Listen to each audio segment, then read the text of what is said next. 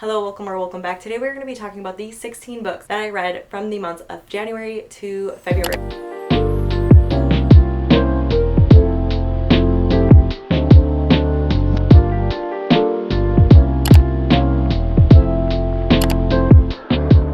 This year I've had one of the best reading years I have had in a very long time. Every single year in the past, I've barely read like 4 or 5 books in the beginning of the year. I always struggle during this time of year, and yet for some reason, this year I have had the best time reading. So let's get into it. Let's talk about the 16 books that I read. Starting off with January, I ended up reading 9 books in January, which is probably one of my best reading months since October of last year. And January is very diverse in my reading. I read nonfiction, I read YA fantasy, I read magical realism, I read science fiction, I've read what else? I've read graphic novels. And the first book that I picked up and finished in the month of January was What the River Knows by Isabel Ibanez. I did give this one a 4-star, and I really enjoyed this. This one I read during my 24 hours of kickstarting my 2026 TBRs. I go more in depth in my review of this book there, but what I really enjoyed about this one was the uniqueness of the magic system. I really liked this idea that objects contained magic, and as these objects are touched over time, that magic kind of slowly disappears. But what's also really interesting about this one, it is a mystery as well, because we're following our main character. She's trying to figure out what happens to her parents. Some of the things though that really bothered me was the blatant misogyny in this book. This takes place in the late 1800s, so 1880s, and obviously during this time period, women are supposed to be seen,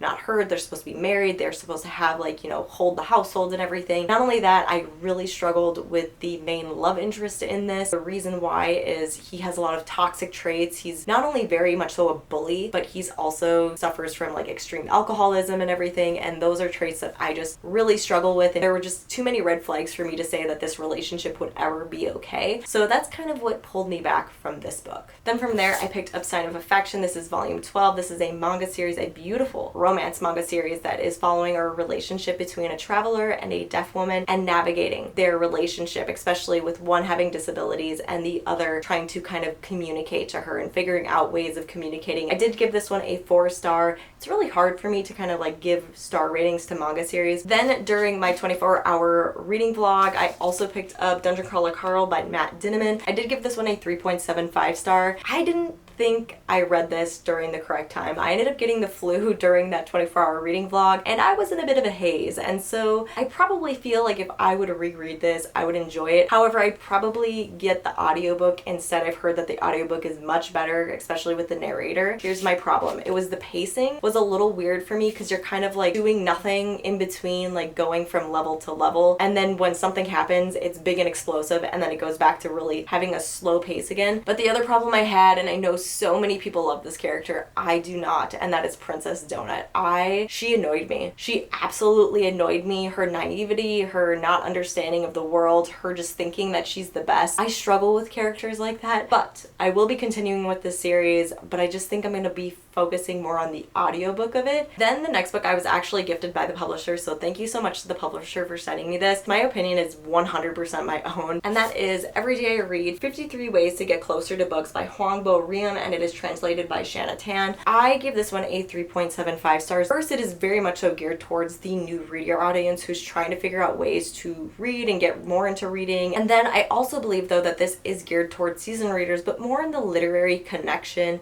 literary conversation aspect. So if you don't need the tips or anything, you don't have to read it for the tips, but I would recommend reading it for the literary conversation around, you know, how others become readers, as well as what reading does for other people's lives. I think that conversation was really interesting. Most of the tips in this book are very basic. It's like, you know, Pomodoro effect, you know, read what you want to read, setting aside time to read. Then I picked up another manga. I picked up Spy Family volume 14, and I'm just continuing with my Spy Family journey. I did give this one a 3.75 star. Then from there, I picked up The Jazad Heir by Sarah Hashem. Did give this one a 4-star. There's just a lot to like about this one. It is definitely fantasy, romantasy based. This one I also read during my 24-hour readathon, so I do talk about this one more in that vlog. Issue that I did have with this one though is the pacing. We started off really strong with the pacing, and then all of a sudden we had nothing for 300 and some pages. It was just our main character training for these trials, and then the trials happen at the very end of the book, and they are very quick to go through all of them, and then we have the ending. There was a magic system that really wasn't explained. I felt like the magic system was kind of glossed over. There were our characters who didn't have much growth in them. However, it was still a fun time, and I do want to pick up the Jazad Crown. Then I picked up the Midlight Library by Matt Haig. I was really interested in the premise of this idea that in the afterlife there are these libraries and you have the opportunity to test out lives that maybe you would have wanted to live versus the life you live. And there's also this book of regrets. So it's all these regrets that you have about not doing X, Y, and Z in your life, and you have the opportunity to fix those regrets. And then the actual book played out. I did feel like this book was quite boring, and that once we watched our character live through one life, the rest of them were the exact same. It was okay. I liked the premise of it. It just didn't really deliver in the story for me. And then I did also pick up another manga, which is another continuation of a series that I'm reading, and that was Candy Color Paradox. This is volume 5. This is pretty much a romance between two journalists. I did give this one a 4-star, not much to say. And finally, the last book that I read in the month of January was The Happiness Project by Gretchen Rubin. I have always been a person that is a glass half empty, and one of my biggest goals for 2026 was just finding happiness in the little things. And so I was interested in The Happiness Project. What I really liked about this was it encouraging you to stop and think about what brings you joy and what brings you sadness. At the end of it, I did give it a 3 stars because it came down to a few different issues. One, this book is written in 2004, and so a lot of the information is no longer relevant in 2026. The author does have a lot of privilege. She left her job, I believe, as a lawyer to be able to focus on this happiness project and experimenting with different things that would make her happy, and most of us can't do that. And she talks about a little bit in this book about how everyone has the same hours in a day, and I don't necessarily agree with that. Yes, numerically we all have 24 hours in a day, however that looks differently for all of us. And the other thing is, for her happiness was checklists, and I don't necessarily feel like your happiness should be based off of a checklist. So that's kind of where my problems were with this book. However, it was still interesting, and it did give me ideas of how to bring more happiness back into my life. And then going into February, I ended up reading 7 books. First being Game Changer by Rachel Reed. This is the first book in the Game Changer series. Probably have heard of Heated Rivalry, which is like the biggest one that's out there right now. Very popular. There's a TV show and everything, but I did give Game Changers a 3.75 star. I thought it was cute. I thought it was adorable. This one specifically follows Scott and Kip, and I loved their romance. It was cute. It was laid back. It was cozy.